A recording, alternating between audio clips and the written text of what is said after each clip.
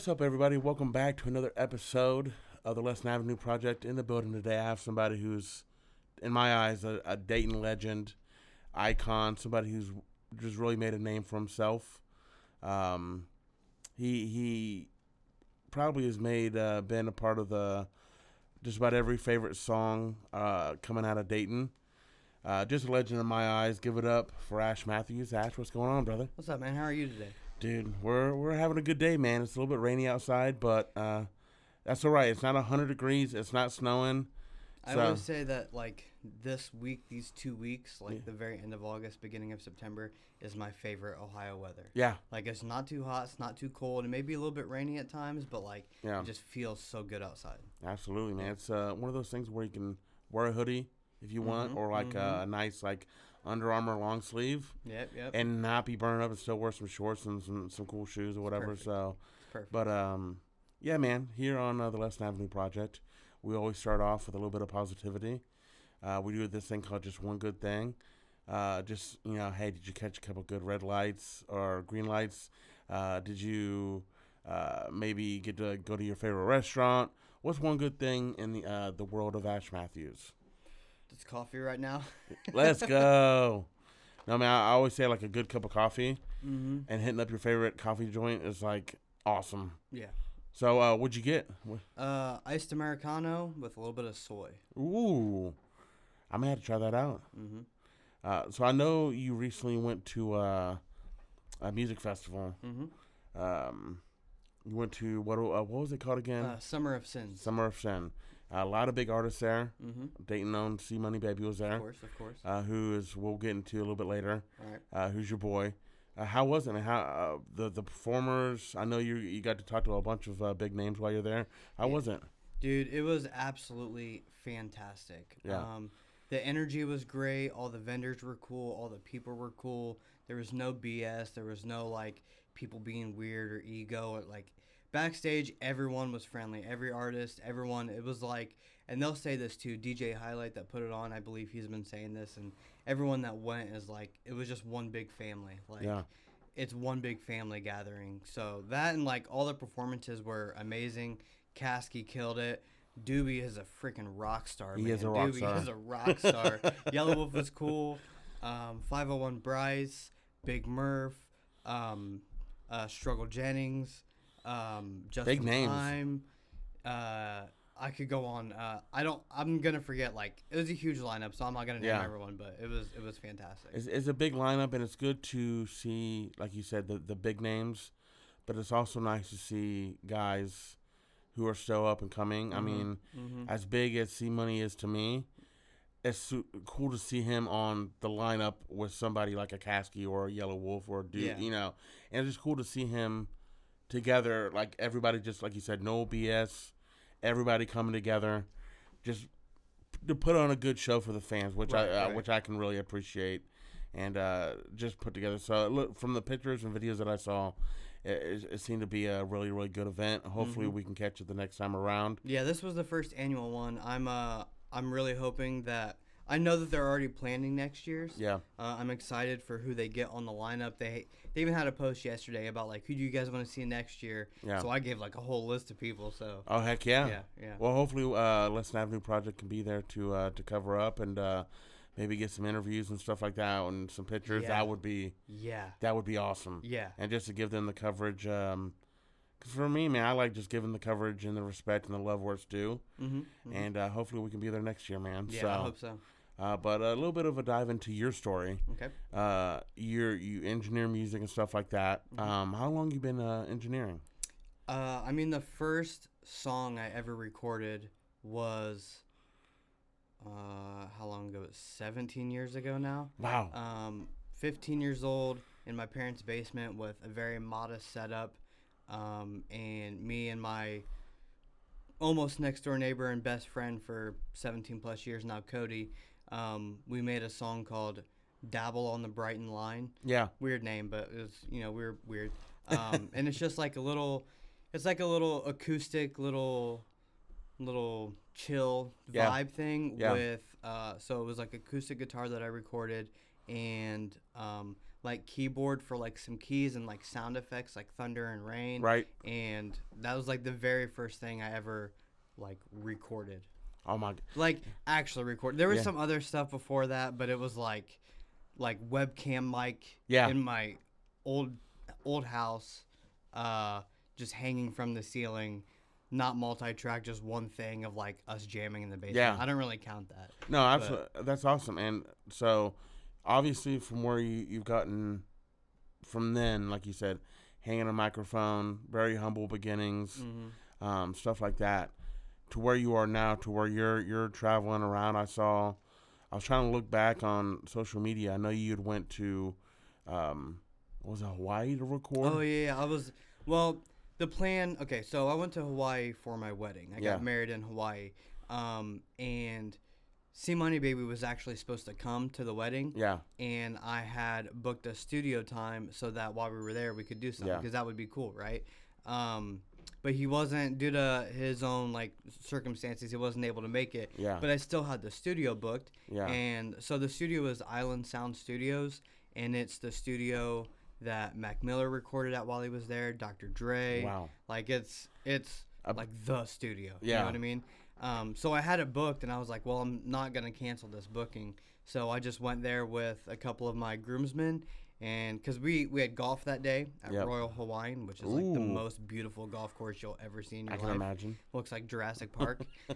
So we did some golfing, and they went with me there, and then that's where I did final mixes for D Knight's album, Kids with Ambition.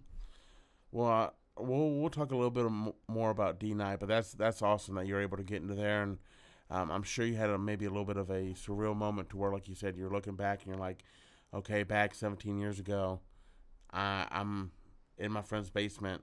Now, 17 years later, or 16 or 15, or however many years ago it was, you're able to say, hey, look, you're able to see the journey and see the progress. Because I know maybe every day to every month, or maybe it's hard to see progress from your day to day or maybe month to month. Right. But you're able to sort of look back and say, hey, look, I've gone from here to here. Right. Gone from a basement to a studio, and like I know the studio that you do it at now, very professional.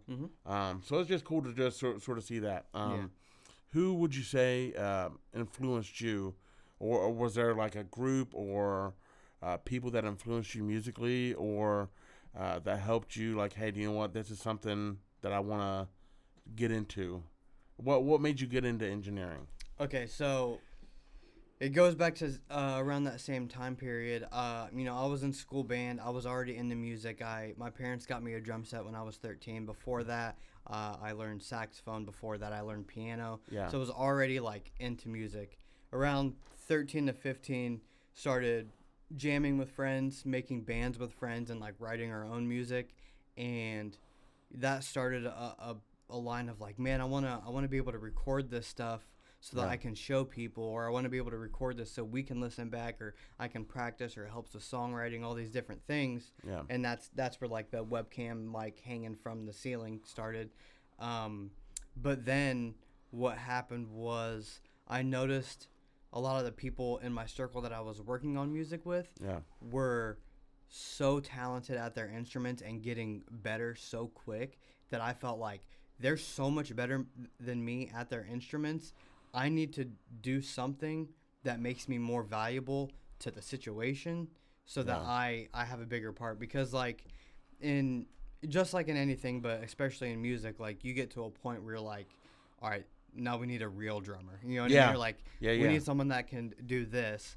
And so it's easy to be replaced when things are growing. And so I'm like, okay, I need to have something to bring to the table more than just my mediocre musicianship.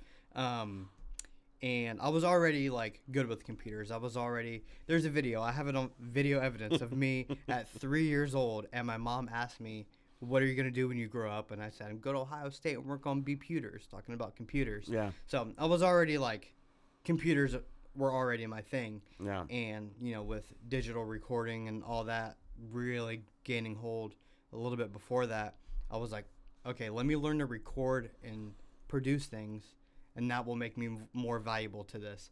And in starting to do that, I realized, oh, this is what I really love. I love playing, I love writing, Yeah. but like the technical recording and producing is my passion. It's my thing. Well, and it's cool to hear you say that. And I think a lot of people can maybe take that to heart on how can I improve to be better, to be valuable. What makes me good to add value? And a lot of people, they sometimes think, okay, well, everybody wants to be the superstar, everybody wants to be in front of the camera, but there's only one LeBron James. Exactly. There's only one Michael Jordan or Anthony Edwards or Patrick Mahomes or Joe Burrow. There's only one quarterback. Not everybody can be a quarterback, but you know what?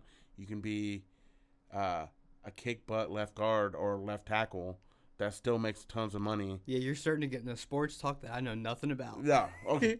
I'm like, I get the analogy, but I don't know what the hell you're talking about. But it's good to sort of Support. take it. Yeah, you need support members on your team. And absolutely. And I always say, I've brought this up in previous podcasts, that you can't do it alone. Exactly. Whenever you're doing something, and to have a team around you you can't write the music, produce the music, record the music, hold the camera for your music video, edit the music video, promote. I mean, you can. You can, but here's the thing. Like, I had a post about this, I think the other day. I went on a little diatribe about that. But, like, you could, I guess, like, pretty much do it all. But, like, why would you even want to? Like, one of the main reasons that I, pursued music and love music is the community. It's, like, I started out jamming with friends. Yeah. Like, the whole point of music is community and collaboration. Like, doing it all yourself, not only sounds stressful and difficult, but it doesn't sound as fun as working with other people. And it's only going to make things better and easier. And teamwork makes the dream work, man. Absolutely. And, I mean, trust me, at least from my angle, I saw that post, and I couldn't agree more. And that's, I think, with being in music, if you're a creative at all, I mean, doing this podcast, like you said, they make it easy here in the studio to record and do all that kind of stuff. But to have a team around you that you can say, hey, help me promote this or do that, it takes away, to have the team, you're getting stuff done more quickly instead of, hey, you're doing one song and it's taking you a month or a month and a half to do everything, do the music video, promote it, whatever, or you can just have a team and get it done in a week or whatever. And the other part of that is, like, when you are, say you're an artist and you record yourself, like that means while you're working on your song, you're wearing two hats. You're using different parts of your brain, like, all right, I got to push this and move this and push this button and then drag this over here and adjust this plugin. Meanwhile, you also have to be like, all right, how can I deliver that better? Did I pronounce that right? What if I change it like this? What if I adjust the melody? What if I go up here? Like, you have to use all of your right brain and all of your left brain at the same time. Yeah. And, like, I don't find that is enjoyable or conducive. Yeah. And when, like, you have an engineer, then you just get to be the artist. Your main focus is delivering these lines. How can I make this better? Did I hit that right? Focusing on that. And I've never understood why people don't want to do. I understand, like, being able to do it on your own time and take your time and be creative, and I like that, but it's just, I don't know. I just kind of, I get lost in that. I think, man, because another thing that I would like to add to that would be, I mean, I'm no musician by any means, but I would also think that having somebody like an Ash Matthews in the studio with you, like you said, what sounds good to me and maybe the way that I deliver it might not sound good to everybody else because I like it because I'm making it. Right. But having somebody like a second set of ears in there to where it's like, hey, the way you said, I want to just go out and make this money. If you said it, I want to make this money. Or if you just change it up a little bit in the way you deliver it, just having that second set of eyes, second set of ears on it can really make a difference. Yeah. And not only that, but, like, sometimes people will, like, they'll, like, rap something or say something, and, I'm watching, I'm listening, and then, like, after they're done, I'm like, hey, this line right here, and I'll play it back. I'll be like, I don't know what you're saying right there. Yeah. Like, I don't know the words that you're saying. So then I'll have them do it again so that, everything they say, a listener that's isn't reading your words and doesn't know what's in your mind knows what you said exactly. Exactly. Yeah. That's important. I know you rep Smart Boy Studios. What's the inspiration behind the name, the product? What's the inspiration behind that? Okay, so the name comes from back like 15, 16 years ago, hanging out with a group of more risky characters. Okay. I was always the one that in the situation that would be like, guys, I don't know, maybe we shouldn't, you know what I mean? Like, Yeah. So between that and just them knowing that I was like a little bit more focused on education and whatnot, the one dude started calling me Smart Boy. Okay. So he just started calling me that all the time.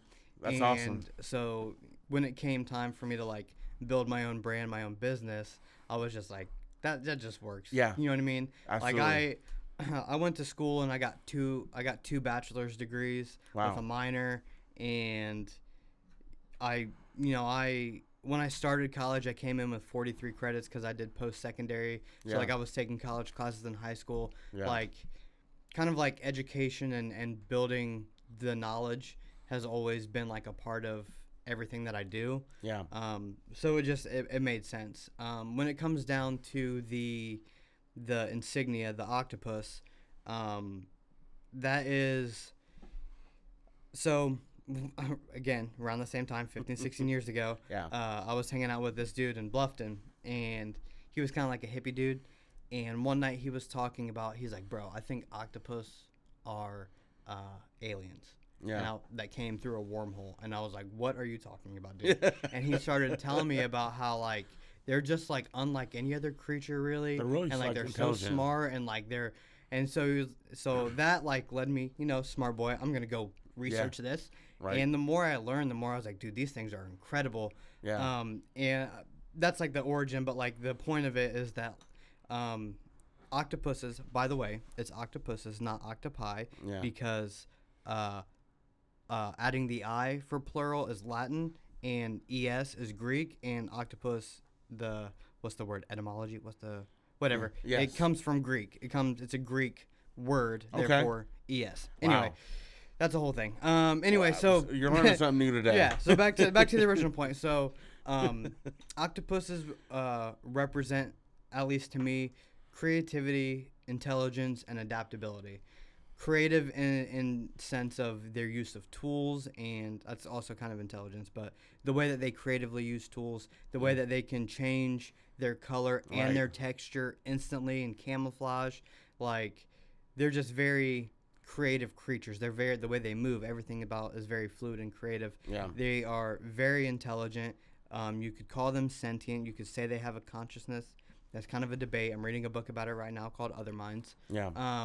But they're very smart. Very, very. They can escape their cages. It's a whole. Read about them. You'll learn how smart they are. And then adaptability. Like, they have been around for millions and millions of years, and the way that they can adapt to different environments. Like, so. There's no like hard parts in an octopus except for their beak, which is typically like $quarter to $half size, maybe a little bit big. Yeah. So because of that, they can fit through any opening that their beak can fit in. So if their beak is this big, they could fit. It could be an octopus this big, but it could fit through this cup like as a size. That's amazing. It's insane. It's insane. They are out of this world. Yeah. Aliens. Well, because I've always seen the chain. And like I said, the octopus. So I've always wondered sort of the story behind that, and that's I've got a new infatuation now. I'm gonna have to go home and go down like a go down the rabbit hole. I'm gonna go down the rabbit hole. Those three things: the intelligence, creativity, and adaptability. I think those are all very important for someone that does what I do in engineering and producing. Creativity, obviously, intelligence, know how to work everything, and adaptability, being able to adapt to the room, to the artist, to the song, etc. So, well, speaking about dealing with artists in the room, you've dealt with some of the biggest artists around here. Very, very big artists. C Money Baby. You could just go down the list of just people that, you're just, like I said, a local legend around here. What is it How does it feel knowing that, hey, the people who are the most talented in the city around you look to come to you because they know they're getting the best sound? I'm grateful, Yeah. I guess. I've done a lot of hard work to try to get good and get better, and still always trying to improve. Yeah. And every time that an album that I worked on comes out, I listen to it once it's out, and I'm like, okay, yeah, this is the best I've ever done. Yeah. And as long as that keeps happening, I'm happy. As soon as I feel like this isn't better than the last thing, Yeah. or like it's worse than the last thing, God forbid, that's when I'm gonna start to like feel away. But every time I put something out, I'm more proud of it, and I can hear my own improvement, and that's a big deal to me. And yeah, I just want everyone to come to me, really. Well, I mean, that's the plan, is to get everybody to come through. Mm-hmm. And one of the questions we always ask every artist or anybody that does music, you're going into the studio, you stop by the gas station, you're allowed to get 2 snacks and 1 drink. Can I get 2 drinks and 1 snack? Hey, we can switch it up. All right. 2 drinks, 1 2 snack. drinks and 1 snack. When you're going into a studio session, what would that be? Okay, 1 drink for sure is a strawberry apricot Red Bull. Ooh, okay. Sugar free if they have it. Yep. What is the other drink, man? The other drink is either gonna be an iced coffee or a Mountain Dew Zero Sugar. Ooh, yes. One of those 2. You're speaking As my you language. can tell, I like caffeine. Yeah, absolutely. Yeah. No, I'm right there with you. The through line here is caffeine. As far as a snack goes, oh man. I don't know, man. I usually don't even grab a snack. If I'm grabbing a snack, I'm just grabbing food. I'm not much of a snacker. Which we'll get to here in a little bit. All right. On some food, but the one thing I wanted to sort of touch base on, and the one thing that I just really admire about you, your content, what you're about, is you don't gatekeep. Mm-mm. And the thing that I'm always just looking out for is you always put out a bunch of messages, which we've talked about before, on, hey, if you want to be a better artist, think about this, getting your team, building your brand, like the way that you dress, the way that you talk. I mean, me and D-Night talked about it on the previous podcast. Yeah. You give plenty of advice on how you can be just a better artist or creative. What if you were to meet like an artist who, hey, there were you 15 years ago, what kind of advice would you give to like a young artist that's starting out? Oh man. I know it's like very general and kind of vague. Yeah. But I would probably tell them the 2 most important words I could tell you are intent and invest. Everything that you do it intentionally. Don't do stuff just to do it. Don't just throw stuff at the wall.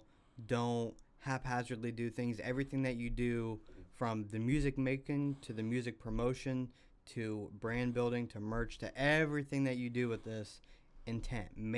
Have a reason behind it. Yeah. And invest. Like, if you want your stuff to be noticeable and match up to the people that are in the lane that you're trying to be, you're gonna have to invest time and money and effort and everything to get it to that level.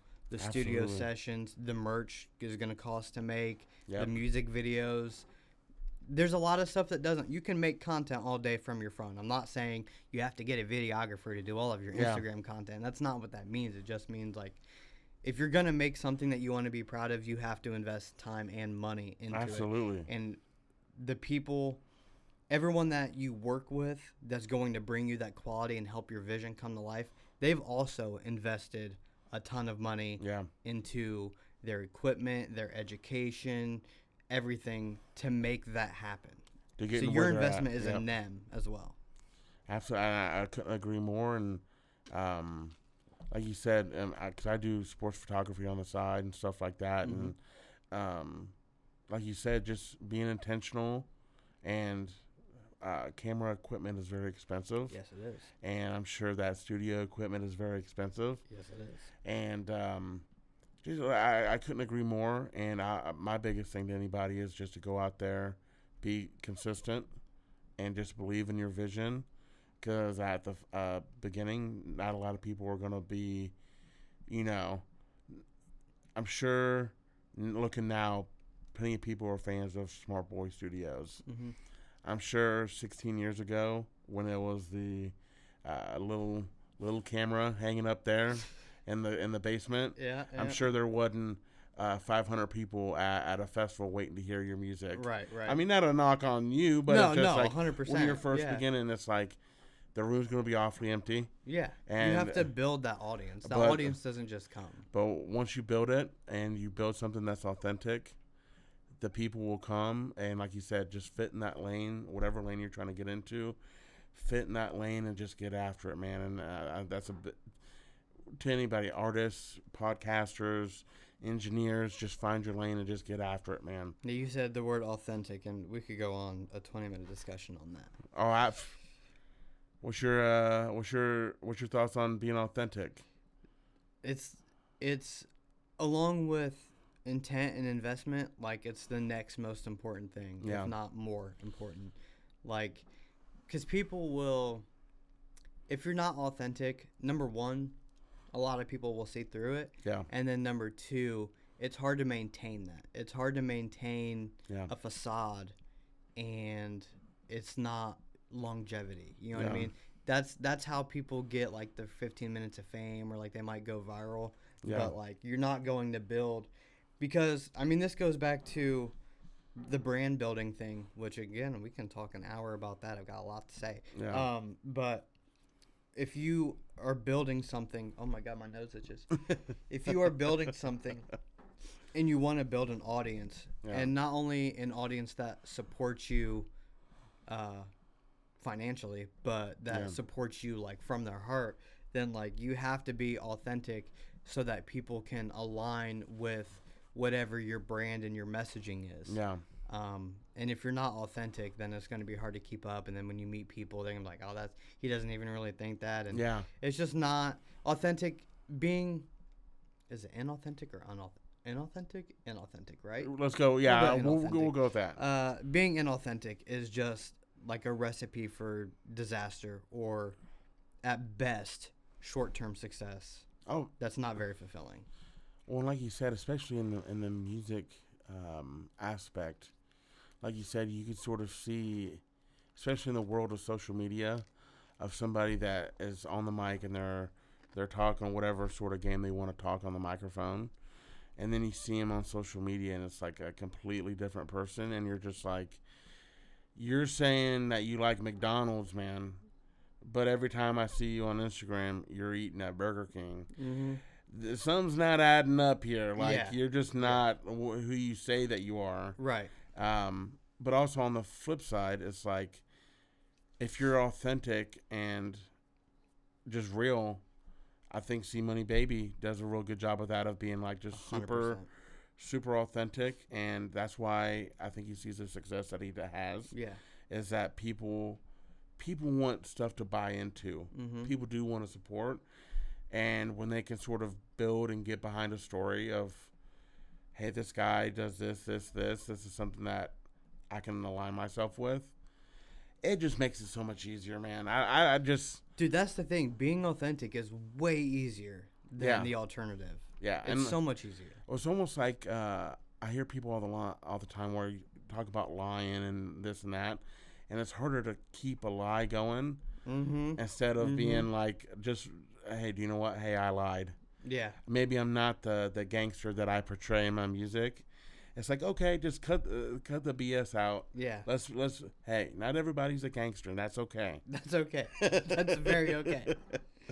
So, but being authentic is good. But to sort of wrap everything up, and I know we were going to talk about, to rehash on if we're going to the studio. Okay. We already decided what drinks we're picking up. Mm-hmm. One thing we do here is, I don't know if you like Taco Bell. Do you like Taco Bell? Taco Bell's my favorite. Okay, then you're going to like this segment. Okay. We try to get everybody's Taco Bell order, whether you're going to the studio, maybe it's 2 a.m, maybe after here you go to Taco Bell, What does Ash Matthews usually get when he goes to Taco Bell? Are we talking about if I'm like hungry? Like Hey, I'm getting. hey, we can do whatever. We can do. If you're super hungry, if you're not so hungry.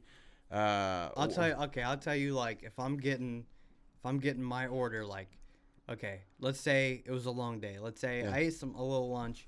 I've Yeah. been at the studio. I got the studio like 1. I'm leaving. It's like midnight. Like, Yeah. I've been there all day. Yeah. I've been there all Grinding day and night. And now I'm starving, right? Right. I'm going to Taco Bell. I'm ordering through the app because hopefully I Yep. have a reward. Yep. And I can just go into the drive-thru and pick it up. Yep. And I would be getting I think it's the Lux box, but it might be a different box.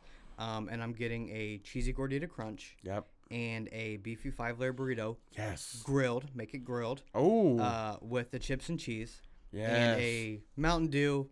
If I'm trying to be better, do the 0 sugar, but Yeah. we'll see. But then on top of that, I'm also getting their new steak. I can't remember what it's called. Their new steak burrito. Yes. That's basically like a quesadilla rolled up. It's got rice in it though. Yep. That is my jam. But that's and then also I'll probably get a soft taco. I've almost never gotten Taco Bell and not gotten a soft taco.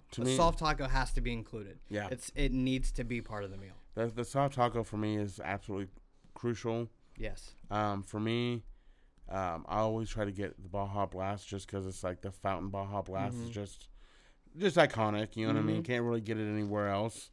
Soft taco for me, it just really for me depends on the day. Like you, love the beefy 5 layers, always pretty good. Maybe a couple soft tacos, and if I'm feeling frisky, we'll grab a steak quesadilla. So other than that, man, just nothing too crazy, but I figure that everybody sort of has a love for Taco Bell, and it's sort of cool to hear what certain people like. The number 7, the steak quesadilla and soft taco combo, that used to be my go-to. Yeah.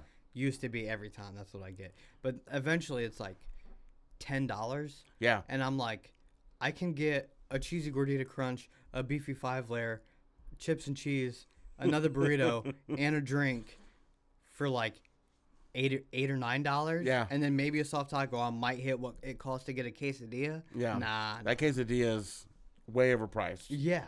Yeah. Way overpriced. It's weird how like they'll have their boxes for like $5, but if you bought those things separately, it'd be like $12. Yeah.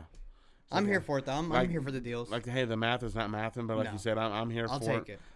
it. I'm not a part of Taco Bell accounting, so we'll make it do. So, but to wrap up, man, what I like to do with like the final minute is I step away from the mic, and I let Ash Matthews plug everything into whatever you want to plug. If you've got maybe you engineered a new album or your social media, your YouTube, whatever, or if you just want to get on and just talk a bunch of crap. For the next 60 seconds, I'm going to step back and let you do your thing and talk to everybody that's going to be watching. So, All right, where's my camera? Right. That right. one? Yes. That one? Yes, All right. sir. All right. Go whenever? Yes, sir. It's on you. Okay. Here's everything. New C Money Baby album, Me vs. Me, out everywhere. Go listen to that because it's amazing. Also, it's been out for a while, but go listen to D Knight's album, Kids with Ambition. It's great. It's in Dolby Atmos. It's my first Dolby Atmos mix. If you are an Apple Music user, you can listen to it there in Dolby Atmos. Additionally, keep your eye on Wall Street KB because he will be dropping soon a pretty crazy album. Also, keep your eye on Dub the Poet. He also has an album coming soon and a new video that we are wrapping up right now. So keep your eye on those two guys as well. Also, look out for Big Kev because he is super talented and awesome. Raj Wax is also doing some really cool stuff. As far as me, if you want your song engineered or you want me to produce something or whatever, hit me up. Ash_Matthews_music on Instagram or Smartboy Studios on Instagram, smartboystudios.com. I'm all over Facebook. You can find me there. Additionally, I have exciting things coming up for the fall. I can't tell you about them right now, but it's pretty crazy. It's pretty insane, to be honest with you. There will be some education involved, so I'm excited to start that, so keep your eye out on that. And other than that, if you need a beat, if you need me to do anything, If you want to learn how to make your brand better, how to develop yourself as an artist, or really any type of creative, hit me up. Go to the website, whatever. I have a whole consultation on brand building, whatever. I'm here to help. Keyword, help. Smart Boy, here to help. smartboystudios.com. Yeah. And I'll say this, man, as a testament to you, for everybody watching, get a hold of this guy. If you're just a creative or an artist or whatever, this guy knows what he's talking about. He's dealing with the biggest names around here in Dayton. And just, if you want to, he's obviously around the people that are successful. He's around people. He's able to be not only in the studio with them, but he's also able to see what makes a person successful. And get a hold of him for really anything, music, brand building. My biggest thing is, because I've learned some stuff from you, Ash, on things that I could tighten up as well. And like I said, I'll probably have you back on just to talk about your brand stuff. I'm down whenever, man. And to just, because it's good. There's a lot of things that people don't realize, which like I said, we'll have you back on for just the whole brand talk. Just brand talk. And I'll come prepared. And it's good. There's a lot of stuff that people don't know and don't realize. Just small little things on, like we said before, the way you talk, the way you act when you're not in the studio, your social media presence, talking to a stylist and the way that you talk. I mean, I know one of the things, this was months and months and months ago, you had mentioned, hey, like you got the long hair and the beard.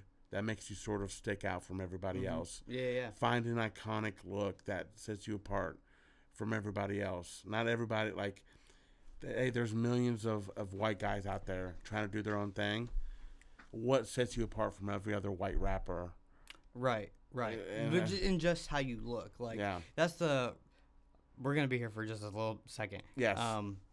That's one thing that I noticed at the festival, at Summer of Sins, being backstage, is like, there were like artist badges and like guest badges and staff and other badges, but like for artists you almost don't need them because you can see them and be like, oh, that's an artist. That's what an artist looks like, whether it's like they're covered in tattoos, or they like the clothes that they're wearing are super cool, they have a chain or whatever. Like, you just see him and you're like, that guy's an artist. You can pick him out, you know what I mean? And it's just very, and I've been going through, since I started talking about that type of stuff, I've been going through like experimenting with different things that I could do to make a identifiable image. Like, I cut this shorter, so now I'm trying to do other things. I had these glasses yesterday, but my wife hates them, so she won't let me wear them. Aww. So I was gonna wear them today, but that didn't happen. Dang. Yeah. But we'll talk about that more. Yeah, for sure. That's a whole other subject for a whole different day. So, we might need more time for that. Yes, we would. But I appreciate you guys tuning in. I appreciate it. Check out Ash Matthews and everything that he's got going on. Smart Boy Studios, all of his Instagram, all that kind of stuff. And we appreciate you guys. And you guys have a great day. One last thing I forgot to mention. Yes. One last thing I forgot to mention. E-Man Jones. Go check out E-Man Jones. New single and video, WWCD, What Would Cole Do? It's about mental peace, keeping your mental peace and keeping your life clean and staying out of the crap. Go check out E-Man Jones. He has more coming, but check that out. Hey, E-Man Jones is a friend of the podcast. Great dude. Definitely. Great artist. So go check out E-Man Jones, because that guy's one of those guys that, is up on my, very high on my list of Dayton guys that are just deservingly too putting in that work. But he's a great guy. So, yes, he is. But all right, y'all, we appreciate you guys. Y'all have a great day, great week, and we'll check you guys next time. Peace.